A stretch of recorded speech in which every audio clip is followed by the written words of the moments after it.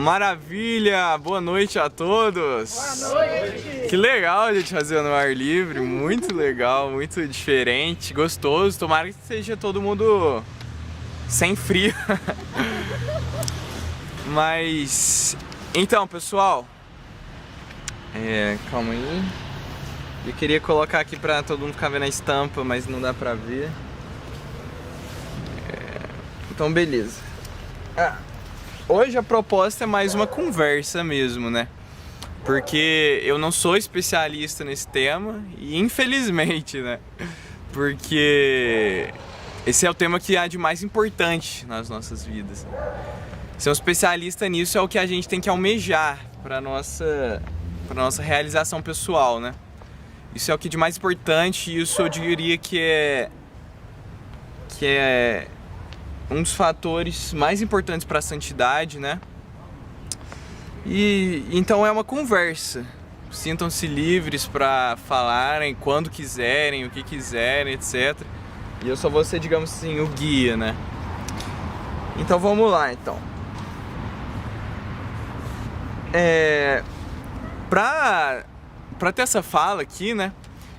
Eu fui separar alguns trechos muito bons das Sagradas Escrituras que falam justamente sobre o tema. Que isso é o que não falta, especialmente com São Paulo, né? São Paulo era até da nossa imagem de chamada ali. E aí eu vi essa Bíblia lá em casa que meu pai comprou. Vou até mostrar, tô nem aí. Essa aqui é da edição de estudos, em Canção Nova. É a Bíblia Ave Maria. Que é bem elogiada a tradução, né? Não sou tradutor nem especialista nas línguas, mas o pessoal fala bem. Contudo, essa edição de estudos, ela é terrível, ela é muito herética mesmo, assim.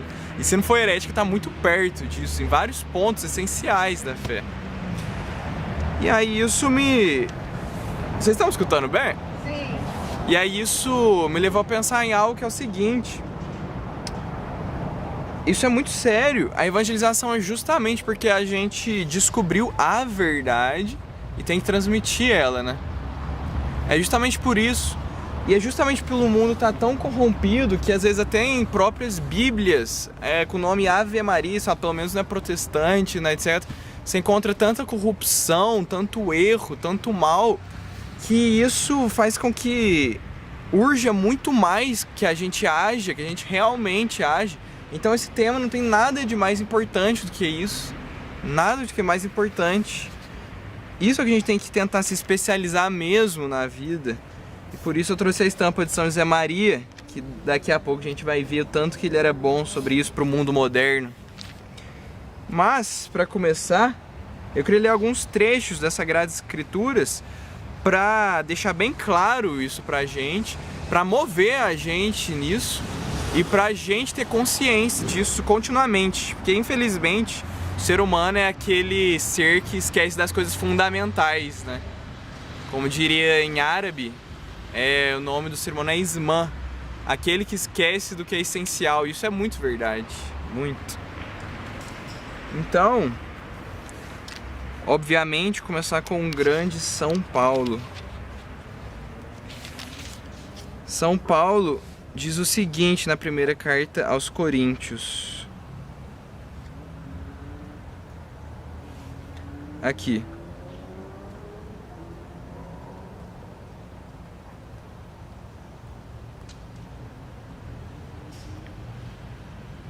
Aqui. Mas não tenho usado de nenhum desses direitos, e nem escrevo isto para reclamá-los. Preferiria morrer a isto. Mas ninguém me tirará esse título de glória. Anunciar o Evangelho não é glória para mim, é uma obrigação que se me impõe. Ai de mim se eu não anunciar o Evangelho. Se o fizesse de minha iniciativa, mereceria recompensa. Se o faço independentemente de minha vontade, é uma missão que me foi imposta. Então, em que consiste a minha recompensa? Em que, na pregação do Evangelho, o anúncio gratuitamente, sem usar do direito que esta pregação me confere. São Paulo fala pra gente que é uma obrigação nossa. Nós somos batizados, nós que conhecemos as verdades de fé, as verdades da igreja. É nossa obrigação trazer essa beleza. Por quê? Pelo seguinte, pelo que está aqui no livro do Apocalipse. E é melhor olhar no celular porque eu já vou pôr direto. essas passagens mostram claramente que o que estava nessa Bíblia, o que muitos modernistas falam hoje em dia é ridículo, não tem nenhuma base em local nenhum. Não sei se vocês conhecem aquele Bishop Barron, o Bispo Barron dos Estados Unidos. Ele defende a tese do Hans Urs von Balthasar, que ele é um bispo verdadeiramente católico, ordenado, etc. Mas ele simplesmente defende a tese de que é possível e a gente deve buscar crer e tal, que ninguém vai ser condenado, independentemente do que faça, independentemente da vida que tem, independentemente da fé. Ele fala que Jesus é um caminho privilegiado, não é o único caminho. Um bispo super famoso da igreja. Só que a revelação é tão clara quanto a isso que a gente só pode falar que é uma debilidade mental, sabe? Um retardo mental. É impossível você ler as Sagradas Escrituras, ter um mínimo de fé e falar esse tipo de coisa. Olha aqui no livro do Apocalipse 20:10, aqui ó.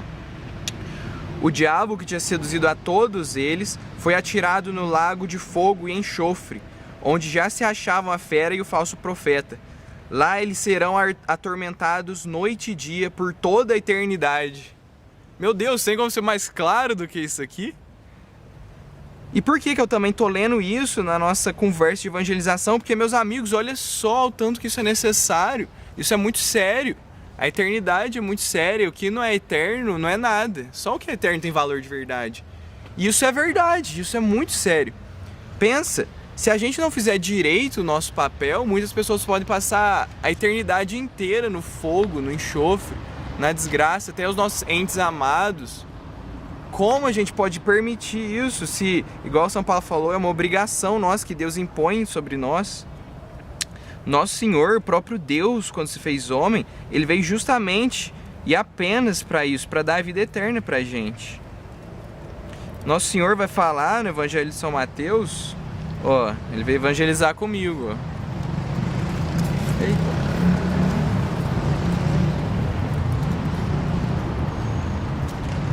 Nosso Senhor, no Evangelho de São Mateus, diz o seguinte. Ele estava contando a parábola sobre o final dos tempos. E ele fala o seguinte: quando o Filho do Homem vier em sua glória, acompanhado de todos os anjos, ele se assentará em seu trono glorioso. Todas as nações da terra serão reunidas diante dele, e ele separará uns dos outros, assim como o pastor separa as ovelhas dos cabritos, e colocará as ovelhas à sua direita e os cabritos à sua esquerda. Então o rei dirá aos que estiverem à sua direita: vinde, benditos de meu Pai, recebei em herança o reino que meu Pai vos preparou desde a criação do mundo. Pois eu estava com fome e me destes de comer, estava com sede e me destes de beber. Eu era forasteiro e me recebestes em casa, estava nu e me vestistes, doente e cuidastes de mim, na prisão e fostes visitar-me. Então os justos lhe perguntarão: Senhor, quando foi que te vimos com fome e te demos de comer, com sede e te demos de beber? Quando foi que te vimos como forasteiro e te recebemos em nossa casa, sem roupa e te vestimos? Quando foi isso, Senhor? Então o rei lhes responderá: em verdade vos digo, todas as vezes que fizestes isto a um dos mais pequenos, que são meus irmãos, foi a mim que o fizestes. Depois o rei dirá aos que estiverem à sua esquerda: afastai-vos de mim, malditos, ide para o fogo eterno, preparado para o diabo e para os seus anjos. Pois eu estava com fome e não me deste de comer, com sede e não me deste de beber. Eu era forasteiro e não me recebestes em casa. E assim vai. E Nosso Senhor depois diz o seguinte, no final: então o rei lhes responderá: em verdade vos digo, todas as vezes que não fizestes isso a um desses mais pequenos, foi a mim que o deixastes de fazer.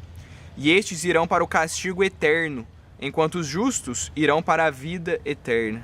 Então não existe nenhuma dúvida quanto a isso. Quando a gente vê algo tão grandioso, tão essencial, a gente sabe que o mínimo a se fazer é garantir para os nossos irmãos, para todos os seres humanos que Deus amou tanto a ponto de dar todo o seu tesouro, como diria Santo Agostinho, né? Não tem nem como Deus nos dar mais, porque Ele deu a si mesmo para nós. O próprio Deus ali na Eucaristia, você tem todas as belezas infinitas e eternas do mundo.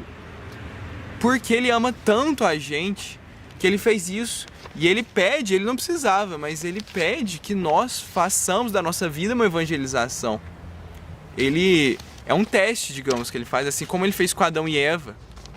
Foi um teste que ele fez com Adão e Eva necessário, né? Para que houvesse a liberdade, para que a gente realmente escolhesse, tivesse uma vida de verdade, né? Mas nós também temos esse teste. Aí muitas vezes a gente fala, putz, Adão, por que você fez isso? Essa minha vida seria tão boa, eu estaria tão tranquilo aqui. Mas a gente tá na mesma situação, a gente tem a oportunidade de fazer algo assim. Santa Teresa falava que a vida aqui na Terra é só uma noite mal dormida em uma pousada ruim, né? Mas só uma noite. Pensa nas nossas vidas, tipo, às vezes a gente fica com vergonha de evangelizar, de fazer alguma coisa. As ofensas que eles tiveram, perseguições, ameaças, o que é isso? Eles e as pessoas que não tiveram isso, que foram contra covardemente, vão ter o mesmo destino. Aí quando você olha para trás para a biografia de cada uma dessas pessoas, qual que é melhor, qual que vale a pena, qual que a gente quer viver, né? É a jornada do herói, né? Mas então é o seguinte, a gente viu que isso tudo é verdade. Não precisa de provar isso, né? Todo mundo aqui tem fé, mas tantos milagres, a razão também prova tanto isso. E se isso é tão real, o mínimo que a gente tem que fazer é devotar a nossa vida a isso e tentar fazer isso da melhor forma possível. Eu não lembro o santo agora que disse isso, mas não basta só fazer coisas boas. A gente tem que fazer bem elas. Então, agora a gente entra de verdade na nossa reunião de hoje. Tem várias e várias outras passagens aqui que eu até marquei, que falam sobre a importância de evangelizar, a beleza de evangelizar, que falam sobre o quanto isso é sério, o quanto que a vida realmente, depois que se morre, ela é eterna. Depois que se morre, a gente não tem mais como ter méritos, como dar um rumo diferente para a nossa vida, né? Mas então, sabendo disso, tendo essa consciência, a gente tem que então descobrir a melhor maneira de fazer isso. A gente, nós como um grupo de católicos, às vezes os que estiverem assistindo aqui posteriormente, né? Isso é um tema que eu percebo que não tem muito na internet, as pessoas falando na parte concreta sobre como fazer isso, né? Na prática mesmo. Tem vídeos maravilhosos ensinando a fé, mostrando a verdade da fé, o que é muito necessário. Mas a gente precisa também saber a forma, né? O conteúdo também, mas é a forma. Então vamos começar a nossa conversa aqui, que é a seguinte. Vou pular umas coisas aqui. É o seguinte, sabendo de tudo isso, tendo essa consciência, a gente tem que ver o melhor método. Fala a verdade, hoje em dia, vendo uma pessoa, a gente tá, sei lá, tá tendo uma feira, tá tendo uma coisa, reúne todo mundo. Aí de repente, sei lá, às vezes a gente tem pinturas piedosas, né? De santos proclamando a palavra à multidão, etc. Mas pensa, se você tá numa feira, surge um cara, começa a gritar, começa a falar as coisas assim, começa a falar da importância da vida eterna e tal. O cara tá ali pra comprar um tomate, o que ele quer saber ali de um negócio desse? Você não quer pensar nisso de manhãzinha, acordou só pra querer o tomate aí pra arrumar o almoço. E isso claramente seria ridículo, desnecessário, seria ruim. Não tem como se fazer isso. Simplesmente não tem. Muitas pessoas vão por esse caminho, né? E isso é uma coisa que às vezes é desesperadora, porque a gente descobre, cara, realmente existe o inferno, a gente tem que sair proclamando pra todo mundo, não faz isso, não vai pra favor, pelo menos tenta não ir. Mas esse não é o método, E aí a gente vai vendo outros defeitos que podem acontecendo também em métodos melhores. Que um deles é o seguinte, eu vou até contar um caso meu aqui, muito engraçado, né? Assim, eu quero agora focar na maturidade. É importante ter uma personalidade madura e como isso pode ser importante na evangelização, né? Mas um caso muito engraçado que eu tive uma vez foi no início da faculdade, né? Eu tava só com 17 anos, aí eu tinha descoberto essas coisas maravilhosas e grandiosas. A gente quer que todo mundo saiba da grandeza disso tudo, né? Que todo mundo também se salve, principalmente, não vá pro inferno. E aí o que acontece? Aí lá na faculdade eu ainda era bem imaturo, né? Não que eu seja super maduro, mas eu era mais imaturo do que hoje em dia. E lá na faculdade, com esse grupo de amigos que eu tinha, que era o menos pior, porque os outros grupos eram terríveis, não tinha nem como ter convivência, ter diálogo, e daí ter algum tipo de evangelização, não tinha como. A evangelização foi boa, foi que eu tava num grupo do WhatsApp, começaram a mandar coisas horríveis, eu falei, não, eu saí. Aí me colocaram de novo, eu falei, não, eu não gosto desse tipo de coisa, isso é terrível, etc. Eu sou católico. Mas antes de eu falar eu sou católico, não é aquela coisa tosca. Não, eu sou evangélico, eu não mexo com isso. Não, não é isso. Eu expliquei por quê. Falo, não, isso é terrível. Isso é uma maldade sem tamanho e tal. Eu falei lá. E aí começaram de novo, eu saí. Aí as pessoas começam a perceber, hoje em dia as pessoas acham que nem existe mais, né? A possibilidade de ter uma vida moral, de praticar certas virtudes. Muitas pessoas mesmo acham que isso não existe. As pessoas da faculdade, de capital. Então esse tipo de testemunho já é uma evangelização. É algo que a gente tem que ter em mente. Mas aí, voltando à história, o que acontece? Aí eu tenho um grupo de amigos bem legal lá, que não são católicos, mas são pessoas mais tranquilas, né? Não tem essas coisas horríveis que ficam falando e vivendo isso. E aí, eu achei tipo com uma brecha, assim, porque tinha um amigo que jogava um jogo que tinha uns cavaleiros medievais, né? E umas coisas assim. Aí eu peguei e mandei pra ele uma música cabulosa, assim, de Cavaleiros Templários. Uma daquele canal no YouTube muito bom, Adoration of the Cross, eu até recomendo. E aí eu falei assim, cara, escuta isso aí, muito bom. E não, mandei outro, às vezes, uma hora primeiro da iniciativa Condor, que falava de São Tiago de Compostela e contava a história e tal. Eu falei, olha isso, cara, é real, e olha essa música que foda. Ele, não, é muito boa mesmo e tal. E eu fiquei insistindo, e aí eu peguei, por causa assim, não muito chatão, mas nas horas que dava esse assunto, falei, nossa, quando você for jogar, escuta aí, vai ser massa, respirador. Ah, beleza, beleza. E aí eu fiquei pensando, cara, aquela minha insistência, eu tive um diálogo também um pouco, insistindo um pouco sobre o Santiago de Compostela ali, que é uma história muito bonita, miraculosa, né, muito grande. Pensando, cara, esse sujeito, ele não tem um mínimo da fé. Aí eu vou ficar insistindo nesse ponto tão miraculoso e grandioso, etc e tal, que tem algumas comprovações históricas, mas que o cara não tá muito afim, não vai atrás.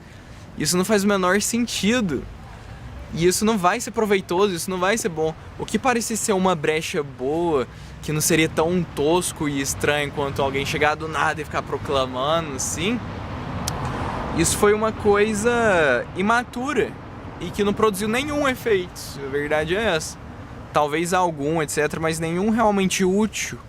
Nenhum realmente útil. E a gente entra no ponto da maturidade. A maturidade, ela é essencial pra gente cultivar. Primeiro a gente ter uma vida boa, né? Mas também pra gente servir a Deus. A gente não vai servir bem a Deus se a gente tiver vários problemas psicológicos, ou tosquices, ou infantilidades psicológicas, afetações. Isso são coisas muito necessárias pra gente ter uma vida boa, mas especialmente a gente atingir a santidade. O professor Sidney Silveira, né? Ele já falava, antes da santidade vem a sanidade, né? A gente vê às vezes muitas pessoas que são meio caricaturais, né? Em meios católicos tradicionais, assim. Muitas pessoas que vivem de uma forma tão estranha que, putz, todo mundo vai olhar aquilo e falar assim, caramba, eu não quero ser assim, eu não quero isso pra minha vida. Tem pessoas, às vezes católicos, às vezes um pouco mais tradicionais que vão pra faculdade, às vezes de terno, assim, caramba, quem que anda assim hoje em dia? A gente tem que ter uma certa... Não pode cair na modéstia, mas também não pode cair numa como se fosse numa seita, numa soberba também, exato. Mas numa estranhice. É até uma soberba, a gente cria um mundo à parte, né? A gente tem que pensar, a gente vive numa sociedade. E a gente tá apresentável pra sociedade, é uma caridade pros outros. Igual o Ítalo fala, né? Tá bem vestido dentro de casa é uma certa caridade pros seus familiares. Isso é uma coisa boa, porque você tá transmitindo beleza ali pra eles, tá mostrando que eles têm importância, né? Essas pequenas coisas são necessárias. Então, no nosso apostolado, na nossa evangelização, é essencial que a gente tenha um nível de maturidade, de entender, de senso comum mesmo, que tal cara, em tal hora, ele não quer saber disso, sabe? Ele não é uma boa hora. Tipo assim, às vezes você nem conhece o cara direito, como você vai ter uma conversa profunda também? Aí a gente entra no que São José Maria Escrivá falava, e o Opus Dei tem muito, é maravilhoso, que é o apostolado da amizade. Isso é uma coisa fenomenal, isso é uma coisa que realmente tem capacidade de gerar frutos. Não que sempre vai gerar frutos, né? Porque a pessoa ali, ela sempre está com a vontade dela que nem o próprio Deus pode e nem o próprio Deus interfere, né?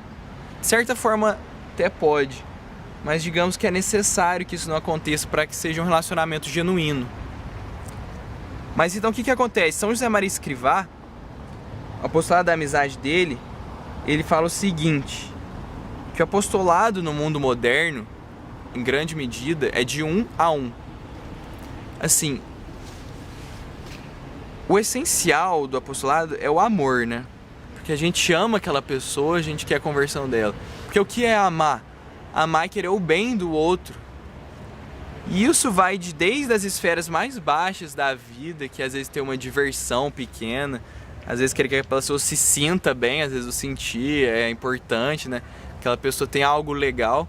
Mas a gente está reduzindo o ser humano se a gente ficasse só nisso. Então, se a gente amar mesmo alguém, se a gente quiser o bem de verdade dessa pessoa, a gente quer que ela seja católica, apostólica, romana, que ela professe a fé na integridade, porque esse é o caminho que Deus expôs para alcançar uma bondade que a gente não tem nem a menor ideia do nível que vai ser. Então a gente tem que querer isso. Na apostolado da amizade não é você usar a pessoa ser um mero instrumento, é exatamente o oposto disso. Então, muitas vezes, você se aproxima da pessoa, começa a nutrir um relacionamento, nutrir uma amizade, e é quando você vê uma abertura, você realmente faz, você fala. São Paulo, em outra passagem, fala, a fé vem pelos ouvidos. A gente tem que falar e proclamar, mas primeiro a gente tem que ganhar, digamos assim, a confiança da pessoa. E aqui está um dos diferenciais do Opus Dei muito bom que se ensina, né? Pra gente chegar nesse ponto e também pra gente ter efeito nesse ponto. Que eu vou deixar o principal para depois, mas vou falar então agora. Que, assim, primeiro não ser uma caricatura, né?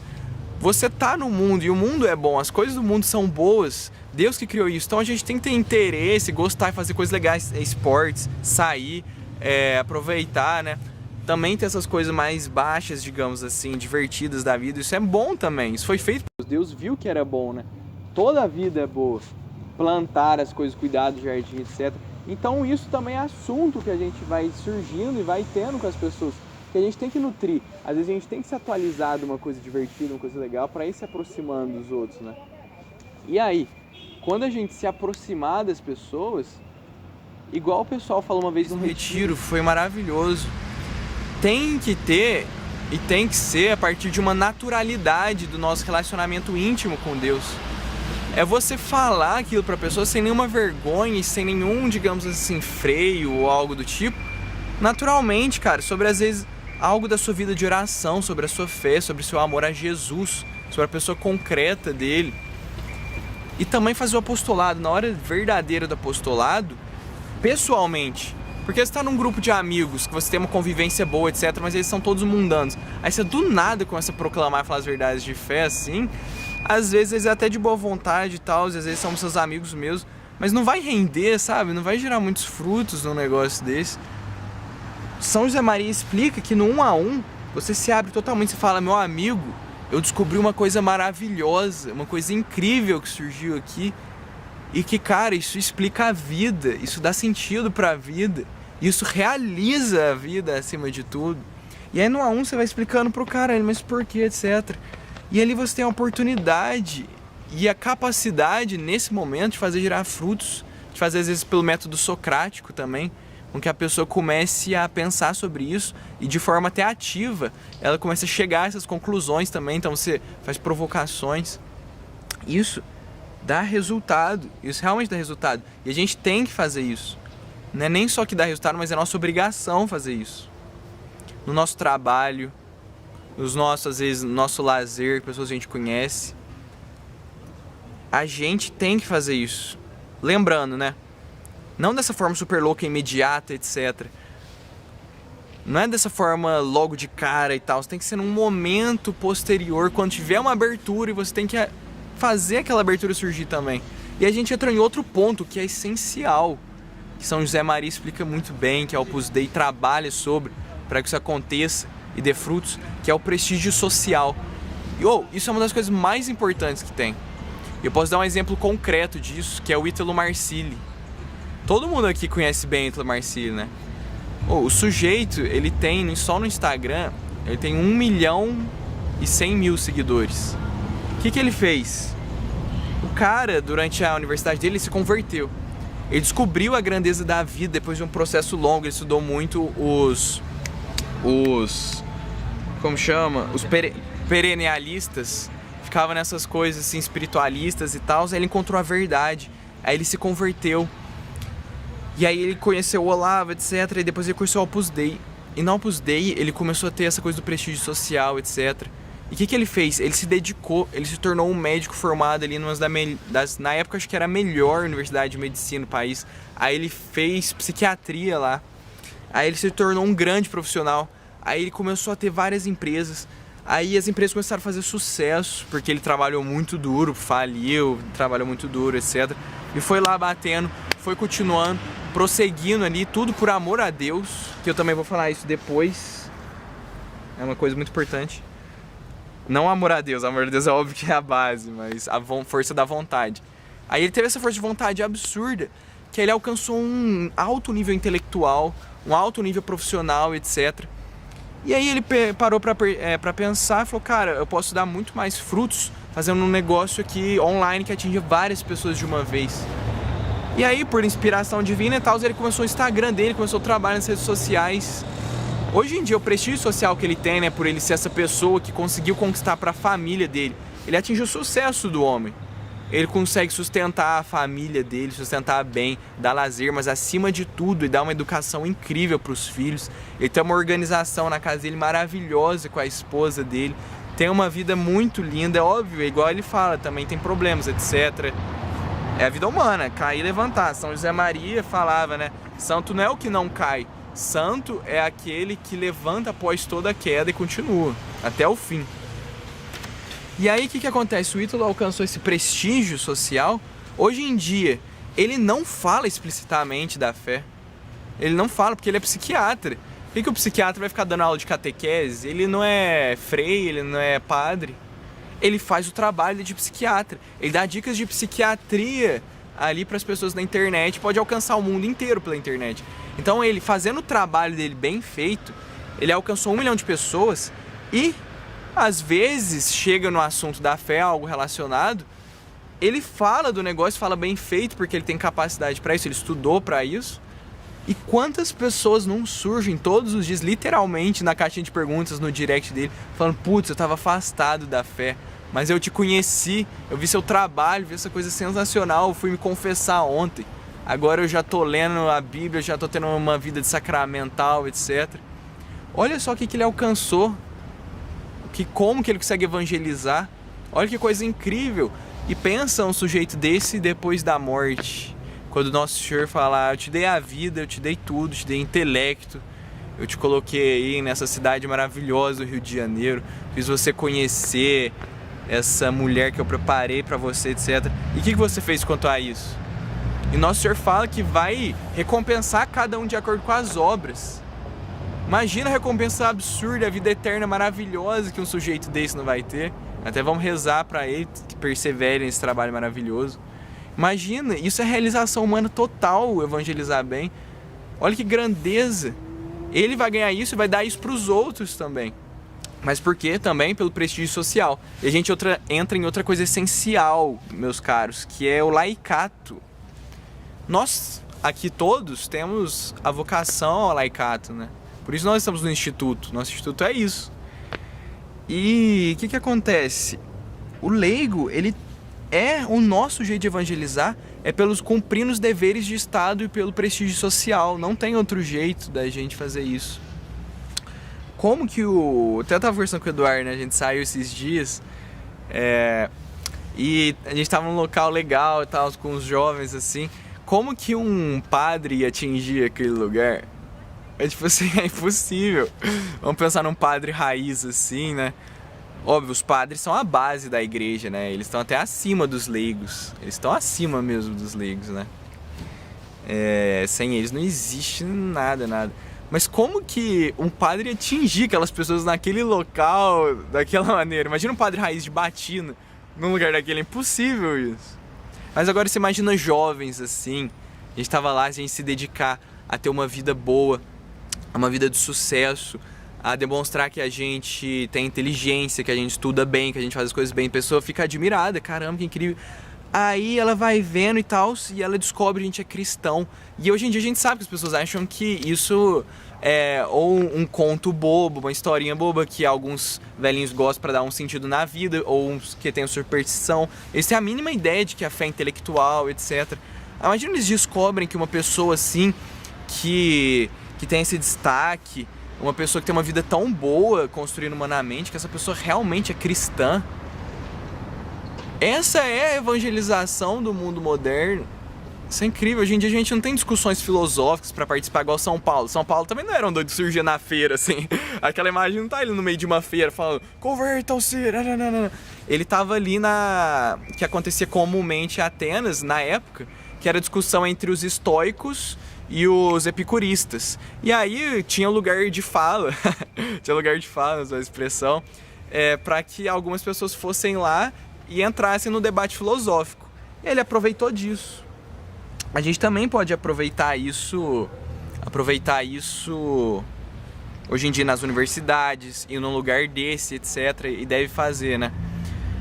Mas o verdadeiro apostolado leigo hoje em dia é esse, de estar inserido no mundo, igual São José Maria Escrivá falava, amar o mundo apaixonadamente, não o mundo inimigo da alma. Mas a gente tem que lembrar que o Senhor de todas as coisas é Deus. O Senhor, digamos assim, até das festas, da vida alegre, da vida divertida, não é Satanás. Isso não é uma coisa satânica, não é uma coisa demoníaca, pelo contrário.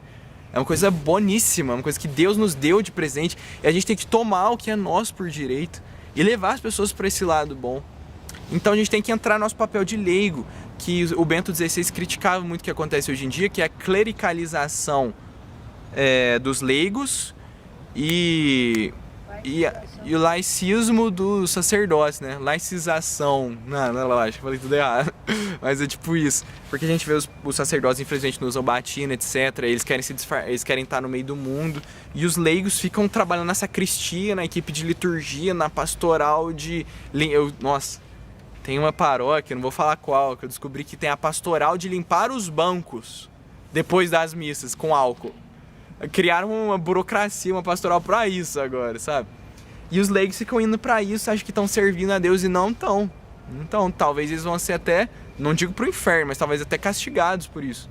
Porque enquanto o padre estava fazendo seu trabalho e dar os sacramentos, etc., quem que estava evangelizando aquele cara ali no trabalho, na empresa, na firma, ou aquele cara às vezes no clube ou numa coisa assim?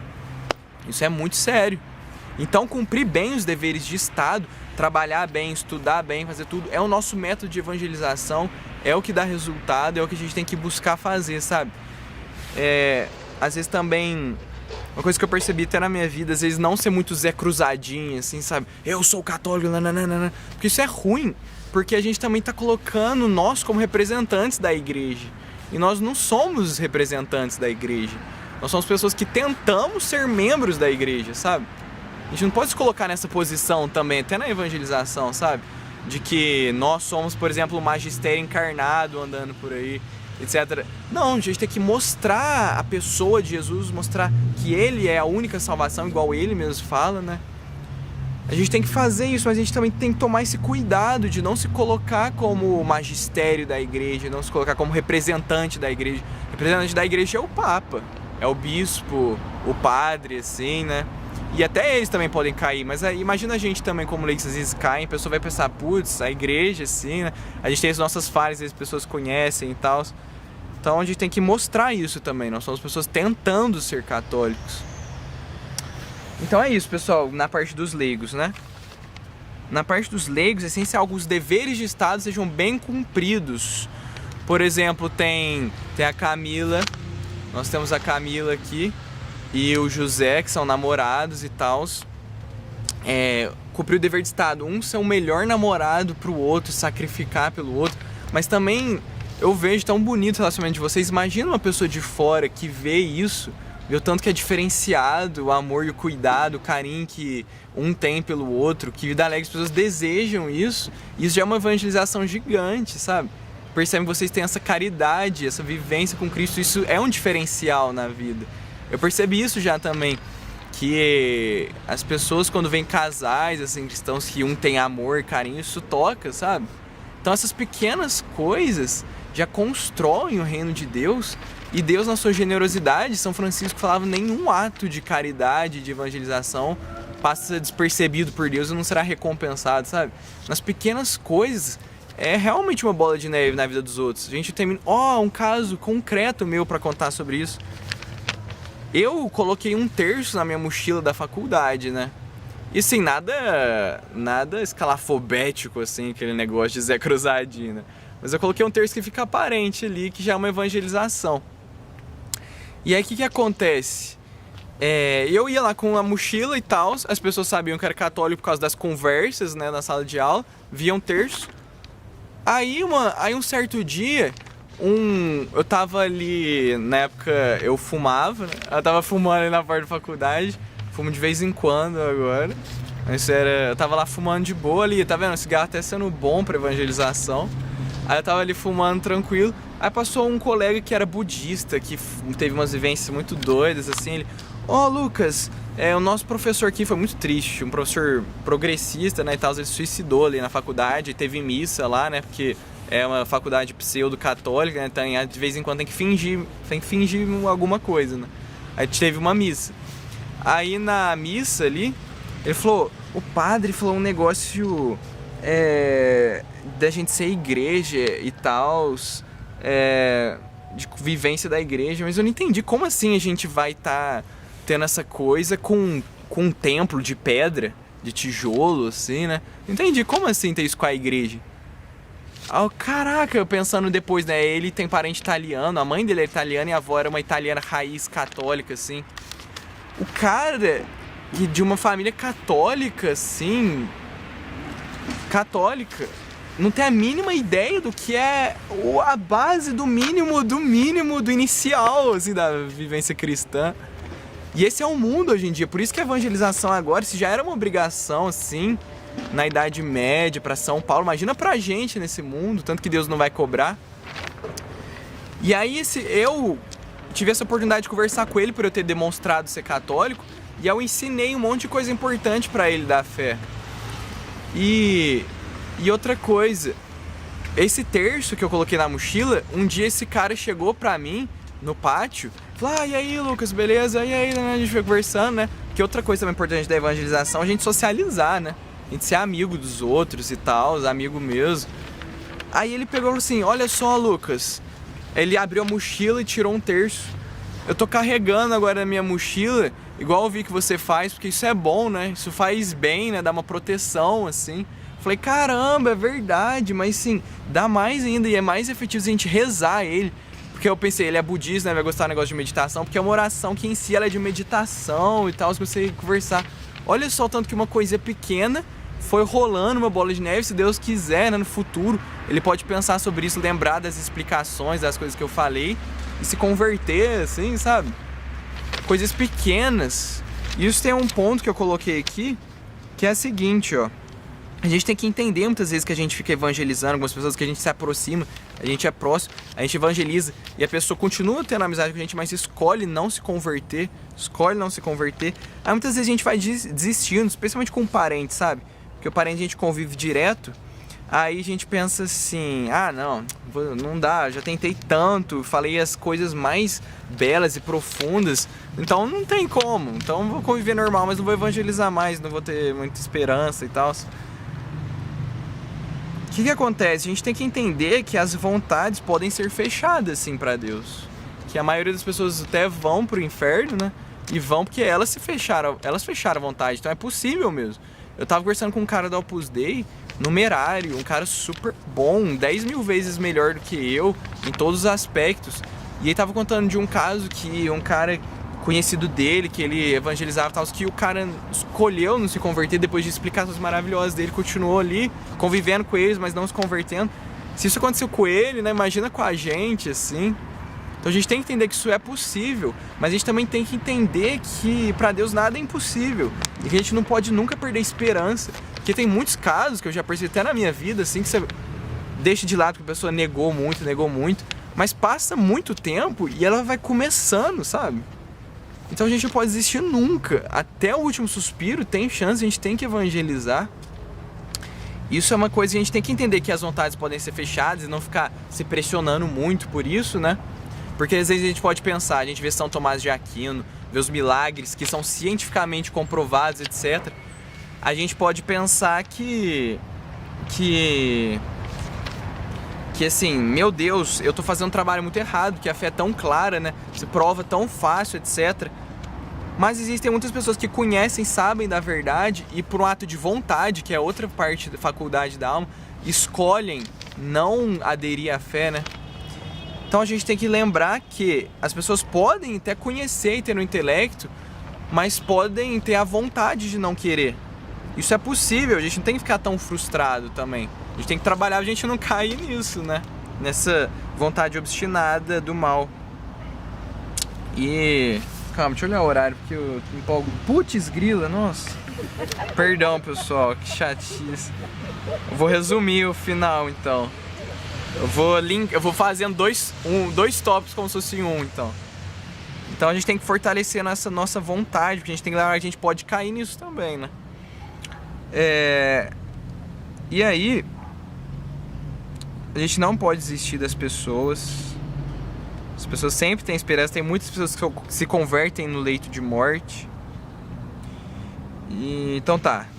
Agora eu vou resumir rapidão. Vou falar mais duas partes principais para encerrar. Vou deixar a mais importante por último.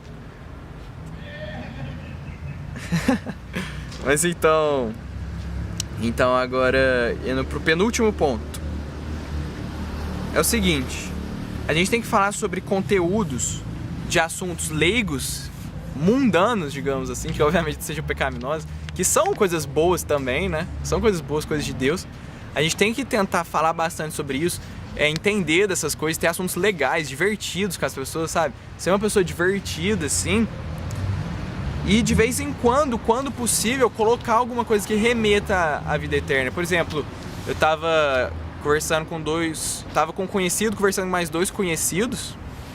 E aí a gente tava conversando um pouco sobre, digamos assim, corrupção ali na polícia, etc. Aí eu peguei e falei pra ele assim, a gente foi conversando, foi falando, então, mas pelo menos o cara tem a consciência tranquila, né, dorme tranquilo. Foi chegando nesse assunto de consciência, essas coisas que mais aprofundadas, eu falei, pois é, e ele também não vai pagar igual o outro depois da vida, né, e falei um pouco assim do assunto, cara, é verdade. Você pensa, o cara já começa a pensar um pouco mais essas coisas. E se você falar isso com convicção, que isso vai entrar no meu último ponto daqui a pouco, isso mexe com a pessoa, isso faz efeito, sabe? Isso realmente causa efeito nessas pequenas coisas, elas são importantíssimas. E nessa coisa de ter conteúdo de outros assuntos, é interessante porque, igual, a gente tem que se inspirar muito no Ítalo, né? Mas cada um na sua área. Fazendo o nosso conteúdo e focando no nosso conteúdo, não querendo ficar sendo padre, sendo freio, etc. Falando das coisas do mundo, mas também dando um testemunho ali de vez em quando, de uma forma bem feita, de uma forma que não seja tosca. Isso dá um resultado gigantesco. A gente tem que focar nessa excelência, na excelência do nosso trabalho, dos nossos estudos. Por exemplo, você está no trabalho, você trabalha muito bem, você tem um destaque ali, sabe? Você vai firme, você faz bem seu trabalho com caridade para com os outros. Isso é o melhor auxílio que você pode ter na evangelização. Às vezes quando você explica, não, então, cara, aí o cara chega, não, você me dá um conselho. Aí o Rafael Brodbeck conta que isso acontece bastante na delegacia dele, né, às vezes. É porque vê que ele tem uma família estruturada, faz as coisas bem, trabalha bem. Aí um monte de cara que vive uma vida muito torta, muito louca, chega lá e do nada pede um conselho pra ele, porque vê que ele é esse exemplo, que ele é essa pessoa que pode ajudar ele. Aí nessa hora, o cara que foi atrás, então o cara tá com a vontade praticamente totalmente aberta, assim. Então aí sim ele consegue evangelizar de verdade. Agora você pensa que se ele fosse digamos assim, um carola, ficasse só falando dessas coisas, dando umas pregações, fazendo umas chatices, assim, ninguém nunca ia querer o conselho dele, ninguém nunca queria ter a vida dele, sabe? Não ia dar fruto nenhum. Então, acho que deu pra ficar bem forte essa parte, né? A gente tem que ter também essa maturidade, pedir a fortaleza pra Deus fazer isso bem, fortalecer a nossa vontade. E aí o que acontece? A gente entra no principal ponto, que é a oração. A oração é a alma de todo apostolado, né? A oração é a base de tudo, porque é a vida com Deus. Quando a gente tem essa vida íntima, a gente vai falar de Deus como uma pessoa tão concreta e real que a gente só vai poder fazer isso se a gente tiver realmente isso com Deus. E se a gente tiver isso, a gente vai passar de verdade para a pessoa que vai sentir mesmo. Ela vai sentir, vai perceber e aí sim vai dar resultado. Além da gente conseguir as graças, porque a fé, na verdade, ao fim e ao cabo, ela é uma graça, é um dom de Deus. Então não tem como a gente dar a fé para alguém ou conquistar a fé para alguém, né? A gente tem que rezar, pedir para que Deus dê o dom ali, fazer sacrifício e penitência. Isso é 80% da evangelização. Isso que a Nossa Senhora de Fátima, quando ela veio dos céus para a terra para dar uma mensagem pra gente, ela não falou, estudem melhor e seja melhor para que você consiga dar mais frutos e levar mais pessoas para o céu. Ela falou, não, façam penitência e rezem o terço pelas pobres almas que tanto se condenam. Então esse é o essencial, mas também, sem contradizer uma coisa com a outra, São Paulo fala que a fé vem pelos ouvidos, né? Então a gente tem que unir tudo. A vida é essa grande harmonia, essa grande junção de diferentes aspectos, assim, para levar ao fim último, para levar à salvação eterna. O ponto que eu coloquei no início, que assim, Deus colocou a gente aqui na Terra, a gente pode pensar, putz, mas eu já sei a verdade, já aderi à verdade, por que eu já não alcanço a salvação, né? Porque Deus colocou a gente aqui na Terra também pra gente ter essa vida na Terra, pra gente dar frutos na Terra. Adão, né, tinha que conquistar o mundo, descobrir as coisas do mundo. Era uma coisa boa, uma coisa intelectual, uma coisa de produção, etc. Deus tem uma missão pra gente também de produzir as coisas, de viver no mundo, mas tem a principal, que é alcançar a vida eterna, que é a única coisa que é boa, porque todo o resto que a gente produzir, tudo que a gente fizer, tudo isso vai passar, isso vai acabar. Então o principal dos nossos frutos e o principal da nossa vida é alcançar isso, produzir isso para os outros, que é a evangelização. Então essa é a nossa vida, essa deve ser a nossa vida. A gente tem que fortalecer a nossa vontade para trabalhar sem parar, evangelizar sem parar, igual o Ítalo Marcilli faz. O cara, ele é milionário, ele não precisa de dinheiro, não precisa de nada, mas ele todos os dias faz live, tal. Ele podia estar nas Bahamas, estar no Caribe, etc. Ele investe dinheiro na evangelização dele ali, trabalha sem parar porque ele entendeu a vida. Ele sabe que todo o resto vai passar, que se ele fizer uma viagem super legal, o gozo dela vai acabar no dia que ele chegar da viagem. Se ele comprar uma super comida, o gozo vai acabar no momento que a comida terminar. E isso que ele faz, isso tem valor eterno. E Jesus vai pagar cada um de acordo com as suas obras, que ele deu a graça de fazer, né? Então, meus caros, então é isso. A gente tem que focar nisso para evangelizar e lembrar que a evangelização é a nossa vida. Então é isso, pessoal. Obrigado. O que vocês têm para falar? Casos concretos, boas dicas? São Paulo fala, fiz-me de tudo para todos. Fiz-me de judeu para os judeus, de pagão para os pagãos. Nesse sentido que a Thaís falou, né? Então, tipo assim, São José Maria, no mundo moderno, fala, né?